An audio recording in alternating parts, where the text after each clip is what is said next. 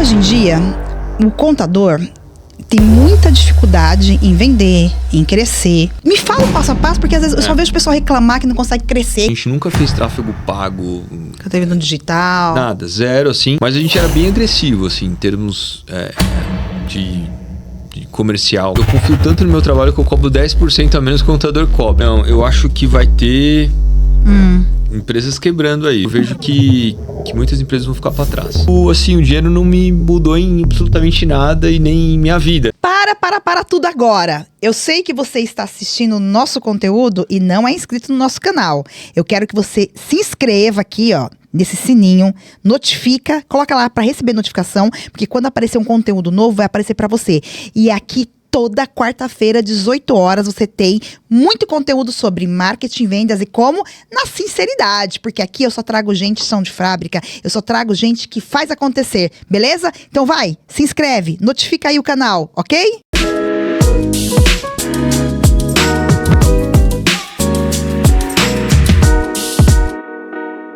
E aí, pessoal, mais um Marta Sincera Cast. E já fazia um tempo que eu queria trazer ele aqui no meu podcast. Eu falei assim, putz, eu preciso chamar o Lucas aqui pra bater um papo. Um cara que eu conheci ele em 2016. Não sei se ele vai lembrar, mas em 2016, ele junto com os sócios na época, foi bem legal até participar, conversar com ele sobre algumas coisas.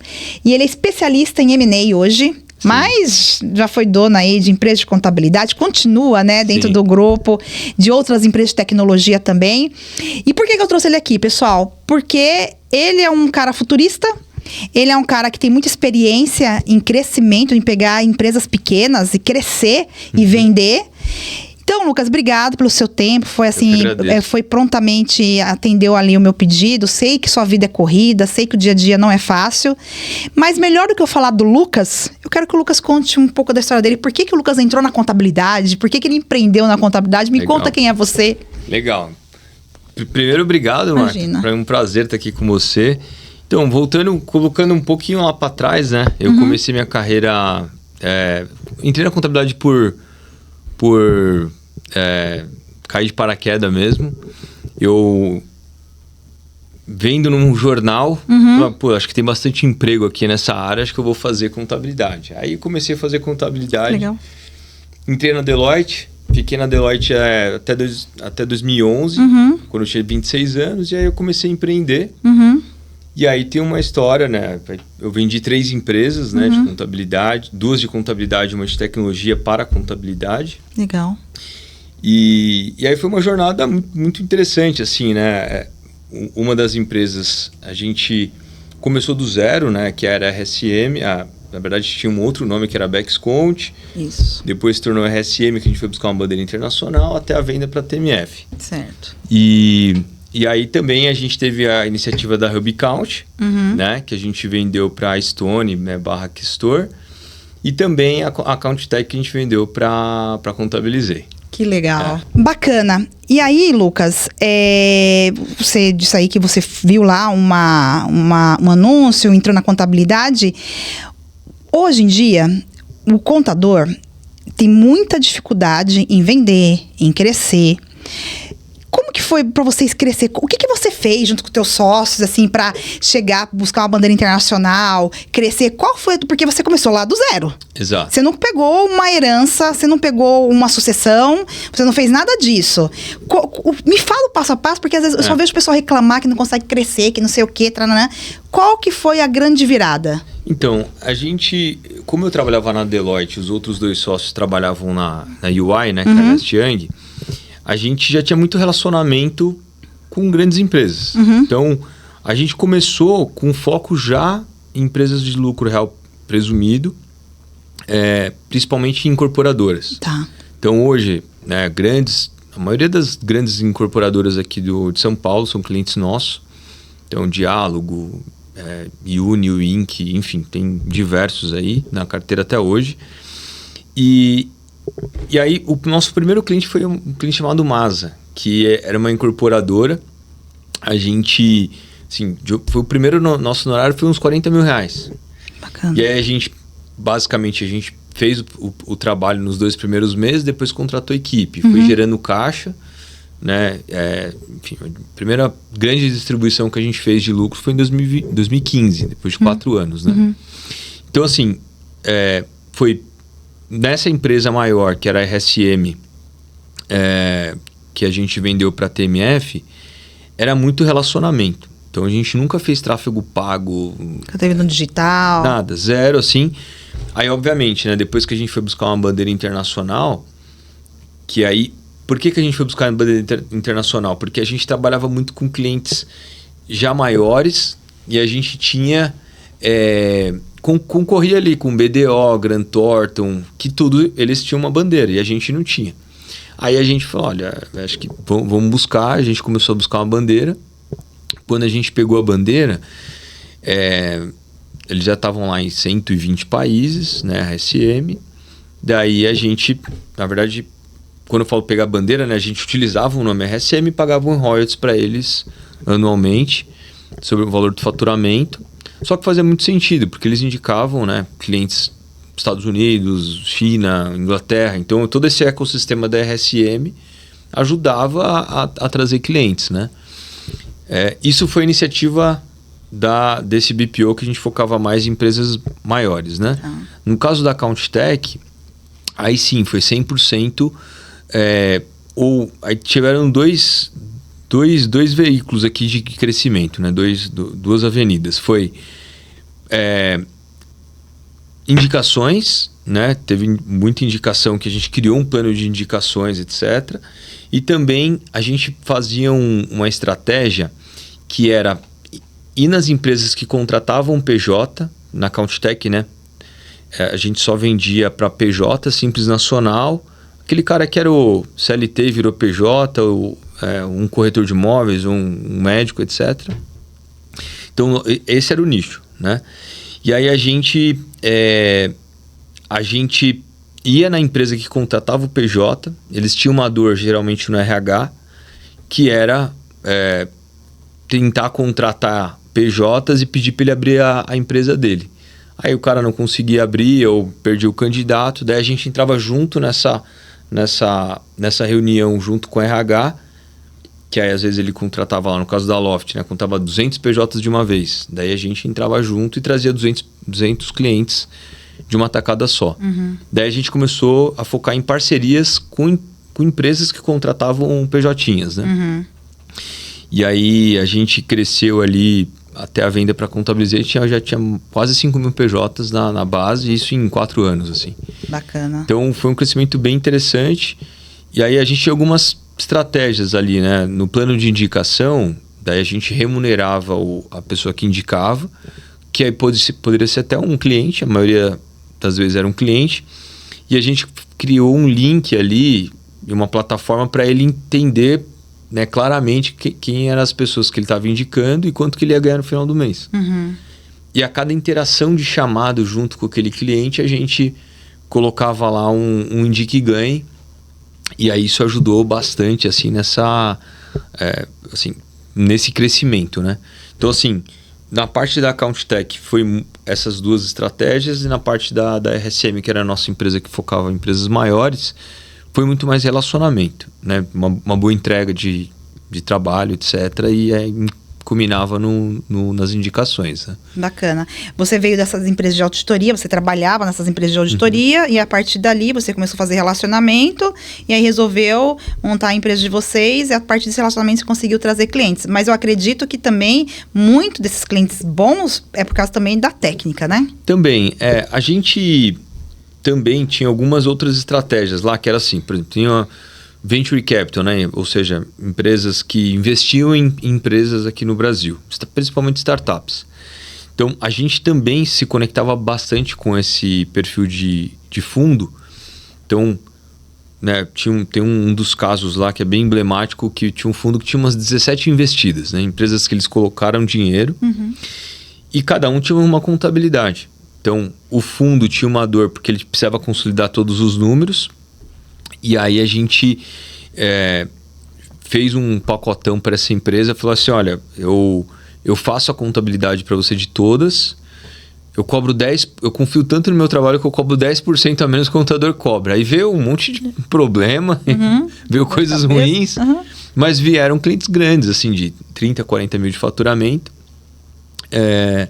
Depois a gente teve que sentar e renegociar alguns, mas a gente era bem agressivo, assim, em termos de comercialmente, assim, a gente era bem agressivo, trazia cliente, e a gente era muito rápido, dinâmico, né? Então, aí acabava vindo muita indicação, né? Desses relacionamentos que a gente ia criando nessa jornada. Show de bola. E, Lucas, e assim, hoje em dia a gente está conversando no bastidor que existe 125 mil escritórios de contabilidade no Brasil. Uma bolha, eu acredito nessa bolha digital, deve ter uns 10 mil escritórios no máximo, tá? Existem outros escritórios que estão ali afora. E a gente vê o pessoal quebrando muita cabeça por causa de preço, brigando por causa, sabe, de entrega e tal. Na tua visão, e agora com a reforma tributária, qual é o caminho que o contador que está nos assistindo, ele pode seguir? Você acha que é para um serviço mais gourmet? É um serviço mais contabilizei? Tem mercado para todo mundo? Qual que é a tua visão? Assim, a gente teve as duas iniciativas, né? Tanto do PJ quanto empresas maiores. Eu acho que continua sendo um bom business focar nichado, por exemplo, no PJ e ter uma estrutura apartada. Então, a gente tinha uma marca e uma estrutura totalmente fora de uma empresa e outra, né? Então, se eu fosse criar algo do zero hoje, eu poderia criar uma iniciativa para atender PJ, que eu acho que é um bom mercado, principalmente nichado, e aí muito mais com o mindset de, olha, isso daqui eu posso vender futuramente, essa empresa para alguém, né? Então, você está construindo um ativo aqui. Aí eu vejo que muito contador ele acaba quer pegar tudo, pega vários nichos diferentes e aí nunca se especializa em nada. E aí eu tô vendo um movimento de empresas comprando empresas de contabilidade, e aí quando ele olha para dentro da carteira do contador, ele tem tudo, tem lucro real presumido, simples, e aí às vezes ele só quer empresas maiores de lucro real presumido, e aí ele não consegue comprar, porque senão ele vai ter que comprar o todo e não sabia onde colocar as do simples. Então, assim, eu separaria, né? Primeiro, entender bem o ICP e separaria empresas, principalmente ali, lucro real presumido, dentro de uma iniciativa, empresas do Simples e outra iniciativa, porque eu acho que isso aqui você está criando dessa forma você criaria um ativo. Por exemplo, a CountTech, quando a gente vendeu para Contabilize, eles jamais teriam nos comprado se fosse... se estivesse dentro da estrutura da RSM, né? Que era a empresa maior. Então, que tratava com clientes lucro real presumido. E a TMF, que comprou a RSM, é a mesma coisa. Eles jamais teriam nos comprado se tivesse aqueles 5 mil PJs. Né? Tanto é que a gente até ofereceu, inclusive, para eles, e eles não se interessaram, porque eles, né, a empresa só trabalha com clientes, né, grandes, no caso da TMF, né? Ah, tá, sim. Só trabalha com clientes grandes. Né? Então, entendi. Então, o conselho é a pessoa sempre olhar, então, para um modelo de negócio, o perfil ideal do cliente certinho, que aí você acredita que vai ter um mercado, tanto pro grande quanto pro pequeno? Eu acho que vai ter tanto pro grande quanto pro pequeno. Sim, eu te falei, né, nos bastidores também, que se eu fosse iniciar algo do zero, talvez eu iria para um nicho um pouco mais específico, de atender clientes internacionais, porque eu acho que é um bom mercado também, mas obviamente tem uma questão de barreira de língua aí, que muito contador talvez não consiga ir para esse lado, mas eu acho que é um bom mercado também. Bacana. Ou seja, né, é um mercado que não é tanto concorrido, e a gente vê isso, estava até falando no bastidor ali para você, que a gente não tem nenhum cliente que faça algum trabalho de pessoas que entrem procurando ali e tal, informação.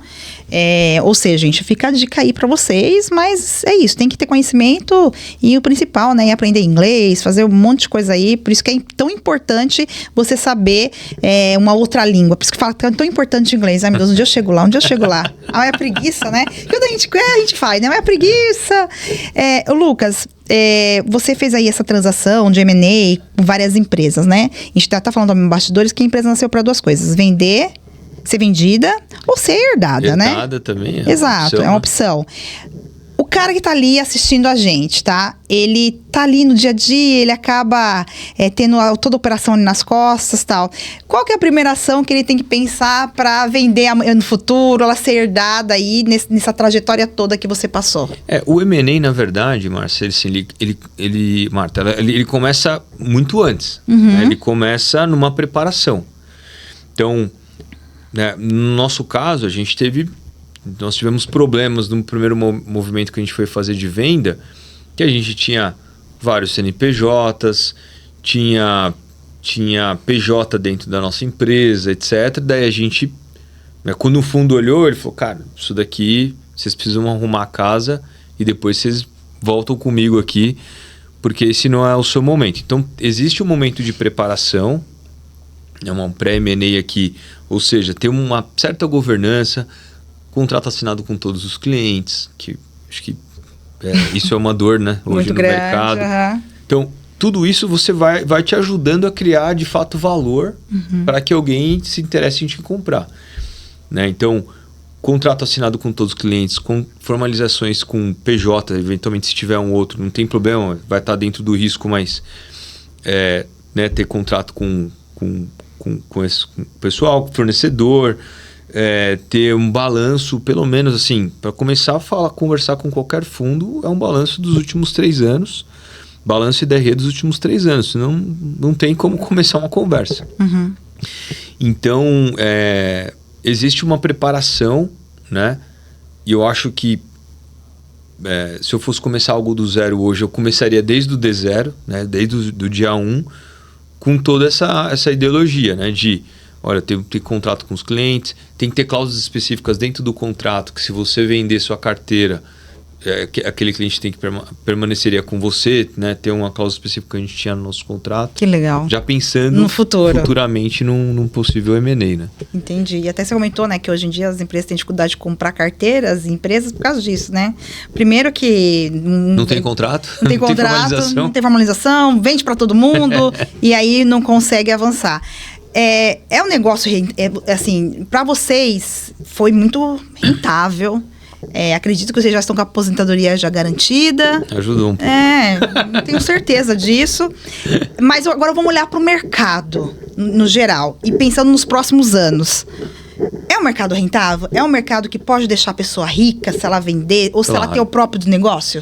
Eu conheço, né, diversos contadores muito ricos. Né?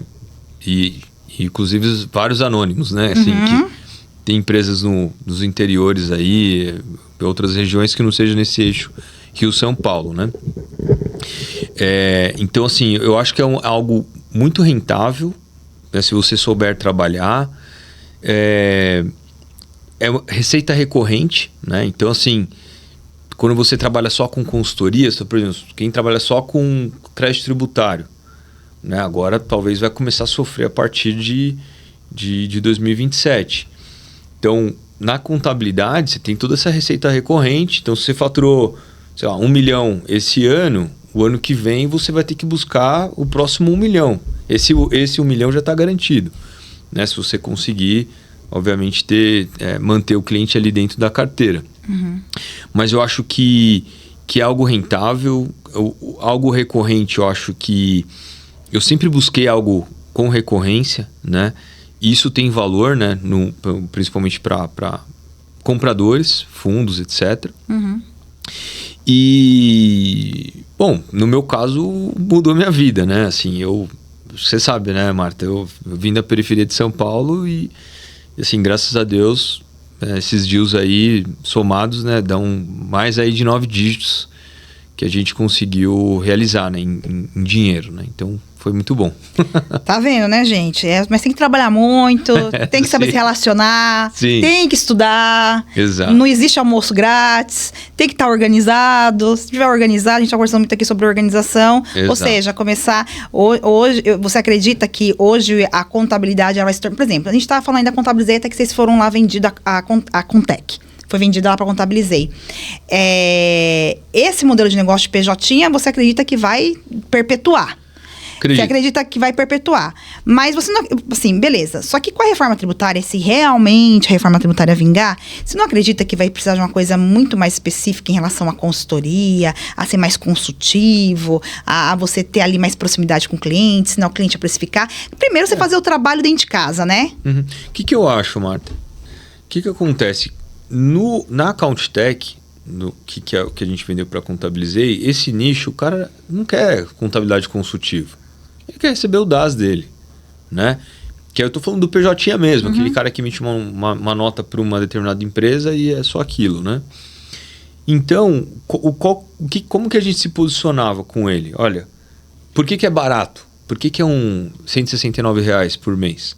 Porque eu vou te emitir a nota e vou te entregar o DAS e só uma vez por ano que eu vou te entregar um balanço. E aí ele quer pagar pouco, eu estou disposto a cobrar menos porque eu só vou ter uma parte da entrega e a outra entrega é de uma forma anualizada, né? Anualmente. Você falou, olha, as empresas, nem todo mundo quer contabilidade consultiva, as pessoas elas querem só o DAS dela, ela tá tudo certo. Ah, sim. Então, no caso da Account Tech, então, quando o cara que ele só quer o DAS, eu acho que esse cara não vai precisar de uma contabilidade consultiva, né? Mas nem mesmo com a reforma tributária chegando? Então, mas isso não vai mudar? Talvez vai ser pontual, né? Ele vai pontualmente, você vai sanar uma dúvida dele ou ensinar ele a formar um preço, mas depois a empresa dele vai ser aquilo mesmo, né? Ele vai emitir aquela nota e acabou, né? Então, eu não acredito que vai ter um prejuízo para Contabilizei ou para qualquer um que só trabalhe dentro desse nicho, né? Mesmo porque tem muita empresa já olhando uma terceirização, né, de empresas de hoje, pessoas que são CLT, transformar em PJ. Então, acho que vai ter um boom aí de aberturas de novas empresas. Mesmo com... Aqui é a Marta Sincera Cast, tá? Mesmo com o governo querendo acabar com a escala, ele apertando, ainda mais se o governo continuar, você acha que as empresas vão por esse caminho mesmo? Olha, eu acredito que sim, Marta. Eu acredito que sim. Eu acho que é um movimento que eu tô vendo clientes nossos fazerem hoje, que é pegar principalmente pessoas de gestão e já transformando em PJ, pensando nesse movimento para tomar crédito dessa nota, né? Então, acho que é um movimento acho que vai ter um boom de aberturas de empresas aí. Ou seja, né, onde as pessoas... Aí é uma oportunidade que o mercado... Agora, no caso das empresas que a gente sempre trabalhou com lucro real presumido, a gente está conseguindo rentabilizar legal, assim, com a reforma tributária. Então, a gente tem um produto que é um PMO da reforma, ou seja, eu aloco uma pessoa full-time dentro da empresa para ajudar em todos esses movimentos, né? Daí a gente tem lá um checklist de tudo que vai precisar alterar, por exemplo, no jurídico, olha, tem que alterar o contrato. Então, tudo que vai envolver com todas as áreas da empresa, a gente ajuda, né, o empresário nesse sentido. Quando o cliente é um pouquinho menor, a gente vende uma mentoria da reforma. Então, a gente limita lá 6 horas por mês. Vou te cobrar R$5.000 ou R$3.000, né? Daí você vai sempre calibrando pela quantidade de horas que você vai trabalhar para ele no mês. E a gente conseguiu vender vários assim, né? Então, obviamente, o tipo de entrega é um pouco diferente, né? Você faz primeiro um diagnóstico e aí eu analiso, por exemplo, uma das entregas do mês pode ser uma análise de algum produto específico dele. Depois a gente pode falar com todas as pessoas do Simples Nacional que ele contrata, né? Então, assim, tem vários tipos de entrega e a gente está conseguindo monetizar bem e o cliente está vendo valor nisso, né? E aí depois eu acho que vem uma simplificação mesmo, né? Mas acho que mais a longo prazo aí, né? Sim, sim. Bacana. Show de bola. Ou seja, gente, mais uma vez, existe um mercado bacana na contabilidade que vai crescer, que dá para ganhar dinheiro, mas mais uma vez aqui reforçando que você tem que fazer todo um trabalho estratégico. Hoje, como você fala da venda, né? E mais uma dor do mercado de contabilidade. Você tá aí, você anda no meio. Sim. processo comercial, tanto para a contabilidade de vocês de empresas internacionais, como para a Contec, né? Aí eu falando. Existia todo um processo comercial, ou era aquela venda meio que orgânica, como acontece na contabilidade para empresas internacionais e tal? Como que é isso? Como foi isso nessa construção? Para a nossa iniciativa das empresas maiores, eu chamo assim que fica mais fácil, a gente tinha uma estrutura comercial, então tinha lá um head comercial, tinha uma pessoa do jurídico que ficava junto com ele. Então, os sócios eram todos vendedores, acabavam, né, sendo... sempre me posicionei como um vendedor também. E a gente concentrava 100% das propostas do que... Ele que fazia a proposta e a gente poderia enviar já copiando ele, né? Então, ele tinha todo o pipeline. Então, a organização de todas as propostas estava ali dentro dessa área, né, do comercial. E aí... No processo, quando o cliente dava um aceite, a gente não iniciava nenhum projeto sem ter o aceite do cliente e o contrato assinado. Então, aí isso ia depois para o jurídico mandava lá para o cliente via DocSign, ele assinava e a gente iniciava o projeto. Então, isso, né, de novo, é criar valor para a sua empresa, né? Tanto na formalização quanto nessa organização, né? Follow-up de propostas, etc. A gente tinha também uma iniciativa que chamava Projeto Money. Ou seja, todos os funcionários que vendessem projetos dentro da nossa empresa, ele ganhava 5% sobre o valor do projeto por 12 meses. Bacana. E aí também centralizava lá no comercial, etc. E sempre seguia esse fluxo. Lá no início, né, Marta, a gente tinha um problema que era assim... o cliente... falou, deu um aceite no e-mail, a gente já começava o projeto e diversos projetos assim, a gente ficou sem faturar meses, né? Por uma falta de processo, né? Então, assim, eu acho que essa organização também te faz gerar mais caixa, né? Às vezes você acha que é um custo criar uma área comercial, não é, né? Você está criando caixa e ativo, né? Sim. E no caso da CountTech, a gente...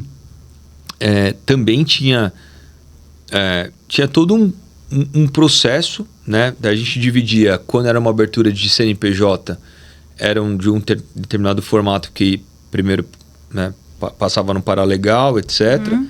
E quando era já só uma migração de contabilidade, era um outro processo. Isso tudo feito por vocês, pelos sócios, né? Você, mais alguém? Na verdade, assim, Marta, né, e é uma coisa que eu sempre falo lá dentro, acho que esse processo inicial tem que ser feito pelo sócio, né? Com a cabeça de sócio. E depois você, obviamente, vai cobrar a execução, né? Não era a gente que fazia ali tudo, mas as estratégias eram dadas por nós, né? Isso aí. E a gente tá falando no bastidor que a gente não acredita, que eu e você, a gente não acredita em você terceirizar uma parte da empresa, tipo comercial, que para mim é o coração da empresa. Não existe uma empresa de sucesso, na minha visão, acho que na sua também, sem ter esse... Não, e até você vê, mesmo olhando para o mercado, eu não, pode ser que exista, mas eu nunca vi, né? Eu acho que tem que ter um time comercial dentro de casa. E junto com o dono ali, com o sócio, né? Junto com o sócio, tomando decisão. É algo muito estratégico, né? Comercial, né? Mas não tem... Entenda isso, contadora. Comercial, se hoje ele conseguiu montar essa estrutura, vender, é porque ele pensou estrategicamente junto com os sócios dele e ele olhou para a estratégia e viu que comercial é estratégico. Tá aqui uma pessoa que fez 9 dígitos em venda. Então, se tem autoridade maior aqui, não sou eu, é ele, porque conseguiu chegar nisso, entendeu? Mas teve todo um pensamento por trás disso, né? Então, você precisa, por isso que eu quis trazer o Lucas aqui, acompanhar essa trajetória tudo certinho, porque ele tem autoridade para falar aqui sobre o crescimento, começou do nada, veio da periferia de São Paulo, que nem tem muita gente aí que começou do nada também, que ainda continua preso algumas coisas, mas conseguiu ter sucesso. Exato. Entendeu? Conseguiu pôr a mão na massa e fazer acontecer. E assim, Marta, eu sou muito agradecido pela contabilidade, porque assim, com todos os relacionamentos que a gente foi criando, a gente fala eu falo com pessoas que são bilionárias, assim. Faço, assim, a pessoa vai comprar um avião, me liga. Fala, ó, preciso, como que eu faço? Compro na hold, não compro na hold?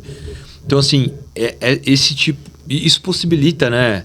Você conhecer muita gente boa, né? Pessoas de C-level, CEOs, CFO, grandes nomes aí do mercado, né? Que são clientes nossos hoje e você tem o prazer de estar próximo dessas pessoas, né?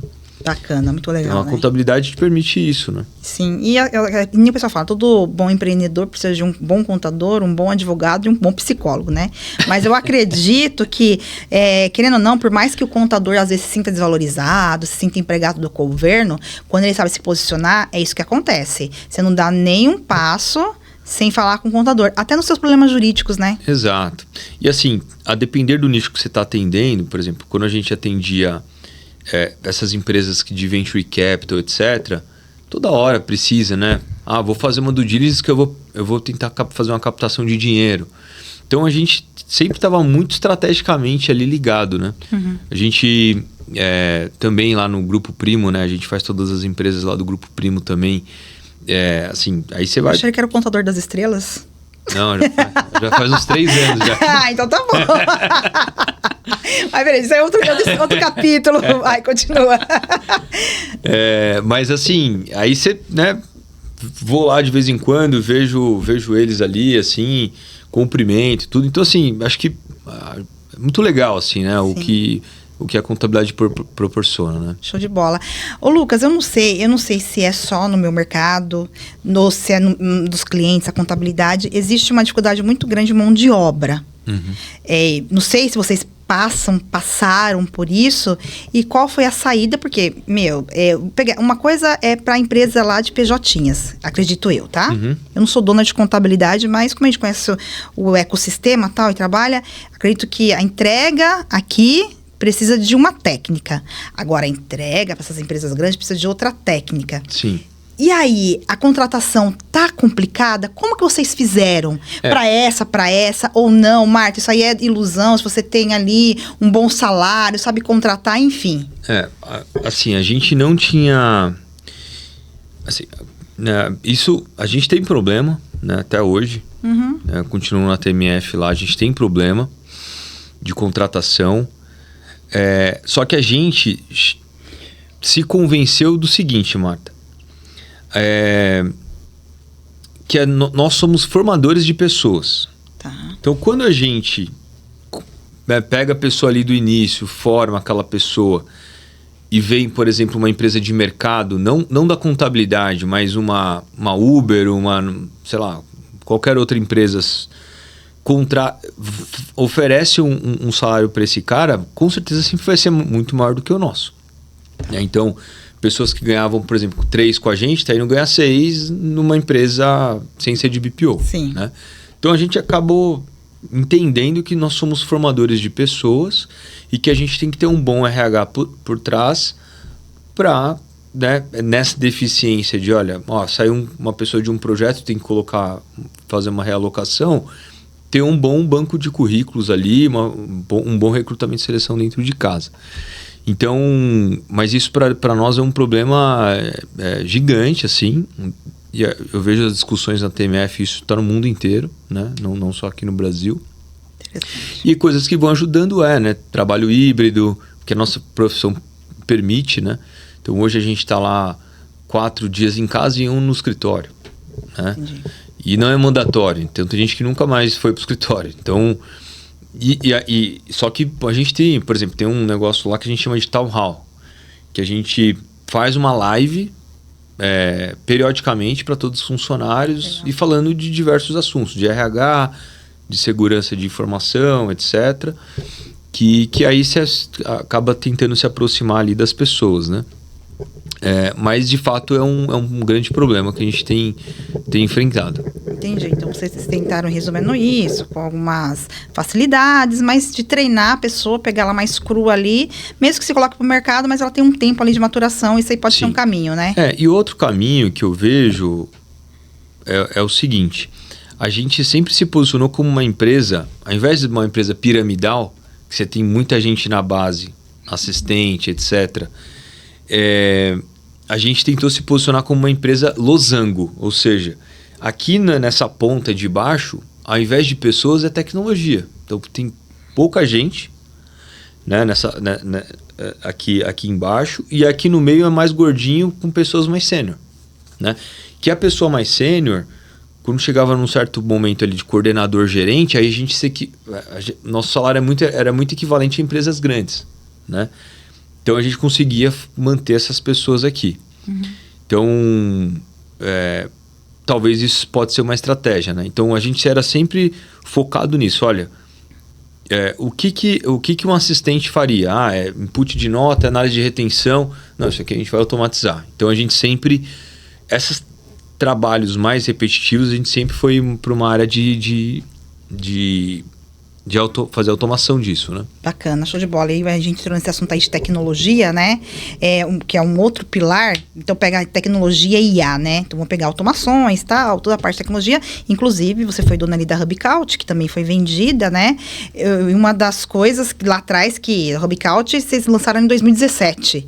Foi em 2017 que vocês entraram no mercado. A iniciativa começou em 2017. O CNPJ é de fevereiro de 2019. Olha só, que interessante, tá vendo? 2 anos depois, praticamente. Mas show de bola. Mas era algo que vocês tinham dentro de casa, que aí depois vocês expandiram isso pro mercado, né? Sim.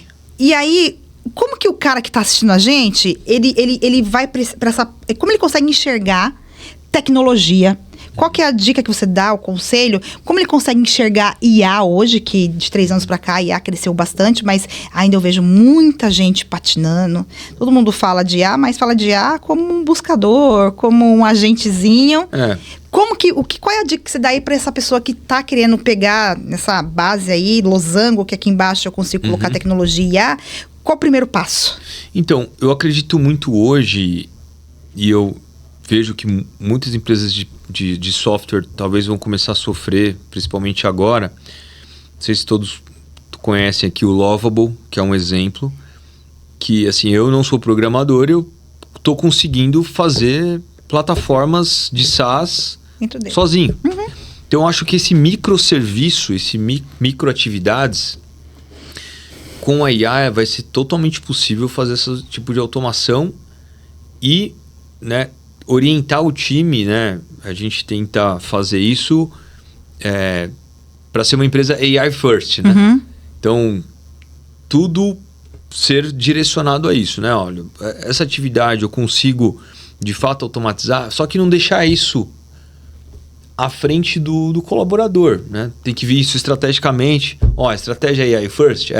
Então, agora a gente, né, treina todo mundo, né? E aí cria ali um comitê para colocar dentro de um time essas iniciativas para serem implementadas. Então, eu acho que tá muito mais fácil, né, você fazer as coisas hoje e muito mais barato, né? Então, tem gente fazendo plataforma de CRM sozinho. Sim. Né? E ao invés de utilizar um RD Station, tá fazendo a sua própria, só com as coisas que você precisa, enfim. E então tá assustador, assim. Acho que eu tenho mexido no cloud ali também, é uma loucura, assim. Mas, Lucas, assim, uma visão, né? Você é um cara fora da curva. Não é à toa que você vendeu aí mais de 9 dígitos às empresas. Você não acha que isso é para pessoas fora da curva? Você que está andando no meio da contabilidade, você consegue enxergar o pessoal nesse nível? Olha, mas eu não... É que algo tá no seu computador, né? Tá no seu celular. Não vejo que é algo distante. Acho que é muito mais de conhecimento, né?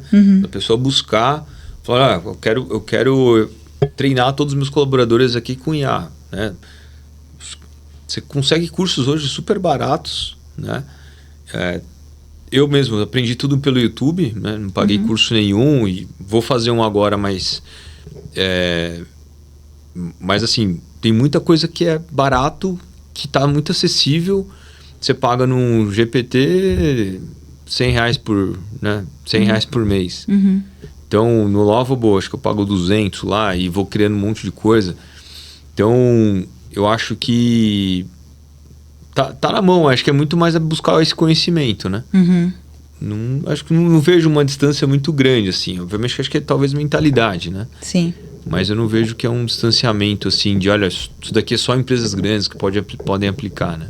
Ou seja, né? Então tá acessível aí para todo mundo. Acessível. Acho que é muito mais a mentalidade de buscar isso, né? Sim. A gente falou isso no começo, mas mais uma vez, na minha visão agora acho que existe um pico de... a grande onda que vai passar da reforma tributária. Depois que essa grande onda passar, você acredita que vai separar o joio do trigo? As contabilidades serão compradas, as que não serão compradas, as que vão quebrar? Vai diminuir esse mercado ou não, Marta? Vai continuar tudo a mesma coisa? Não, eu acho que vai ter empresas quebrando aí, viu? Eu acho.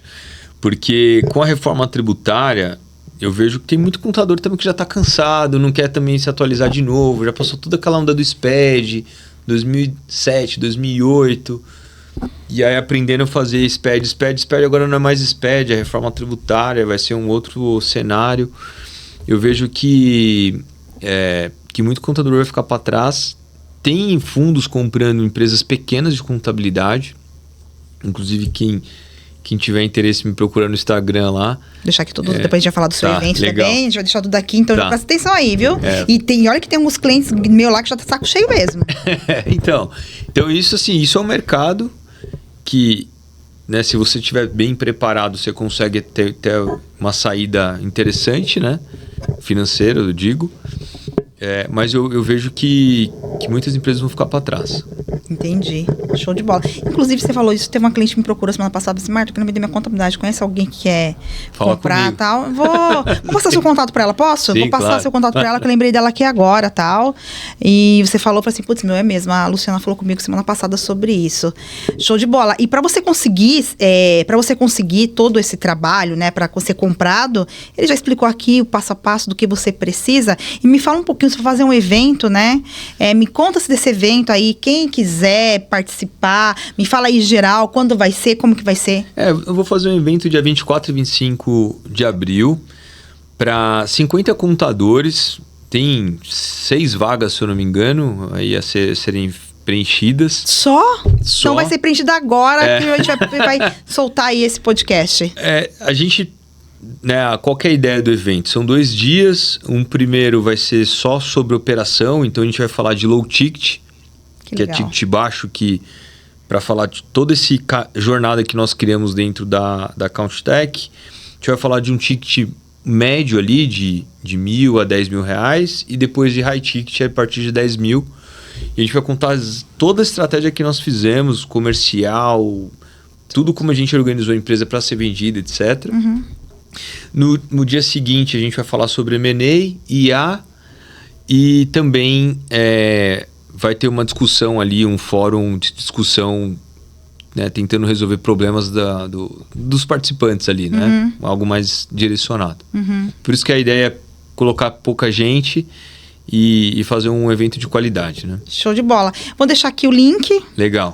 Vou deixar aqui o Instagram, aqui no final ele vai falar do Instagram dele certinho. E para você tiver interesse em participar, eu acho vale super a pena, né? Sim. Porque você vai pegar uma baita experiência aí de uma baita empresa que vai trazer aí um conhecimento para você fantástico. Você vai mostrar ali como que você conseguiu as parcerias, como você conseguiu os clientes, né? E também até materiais, assim, Legal. Apresentação, contrato que a gente utilizava, enfim, todos esses materiais a gente vai disponibilizar também. Aí, show de bola. Então, gente, aproveita aí, legal. entra lá. Só 6 vagas. Será que na hora que a gente colocar esse podcast no ar vai ter algum... Sim. Vai ter? Meu Deus do céu. Então, bora pra... Só tem que colocar antes, né? Tem que colocar... tanto é que eu vou colocar já quarta-feira agora. Boa, já vou colocar boa. quarta-feira agora pra gente divulgar aí, porque é super bacana, gente. E ele falou uma coisa interessante agora há pouquinho, que o bacana, a contabilidade proporcionou pra ele todo esse quesito de conhecer pessoas. E pessoas bilionárias, pessoas medianas, enfim. E isso foi agregando, não é só sobre o dinheiro. Óbvio, gente, que a gente quer ter uma boa vida. Claro que a gente trabalha pra ganhar dinheiro, pra pagar nossos boletos, pra ir melhorando a vida. Só que aí chega no fundo, eu tô com um milionário aqui na minha frente. No fundo, não é sobre dinheiro, né? É sobre dinheiro. Não, então, eu achava que era. Isso, agora vamos falar. Me fala, no fundo, não é sobre dinheiro, né? Não é, assim... Na verdade, assim, eu tinha... Né, até mesmo pela minha história, minha vontade era de, né, na minha cabeça, o vencer era... Ser rico. Era ter dinheiro no banco, mas aí quando você tem o dinheiro no banco, você fala, putz, era isso, assim, aí você... O que é o próximo passo agora, né? Então, você acha que você também acredita muito em Deus, né? Claro. Então, eu acho que talvez o que eu busco aí é um pouco mais de proximidade com Deus, etc. E, de fato, assim, o dinheiro não me mudou em absolutamente nada e nem em minha vida, né? Porque quando a gente vinha de uma jornada já de empreendendo, eu já tinha um apartamento legal, já tinha um carro legal, etc. E depois eu ganhei o dinheiro e, assim, não tenho mais muita coisa Você tinha um bom negócio, entendeu? né? Você sempre lá atrás já tinha um bom negócio, né? E aí, assim, acho que na vida, eu acho que o dinheiro é importante, né? Te ajuda ali em vários aspectos ali, né? Mais materiais, mas acho que mentalmente te ajuda também, né? Claro. Tá garantido ali sua família, né? No meu caso, minha filha, minha mulher. Mas não... Tá longe de ser tudo, né? Exato. Tá longe. E agora tá aí ajudando as pessoas a prosperarem também. Sim. Que a vida eu sempre falo, Lucas, que a vida é você... Quem não serve, não serve. É óbvio que se a baboseira a pessoa fala assim, dinheiro não traz felicidade. Tá bom, vai... Me dá seu dinheiro, vai ser feliz, que eu quero ver.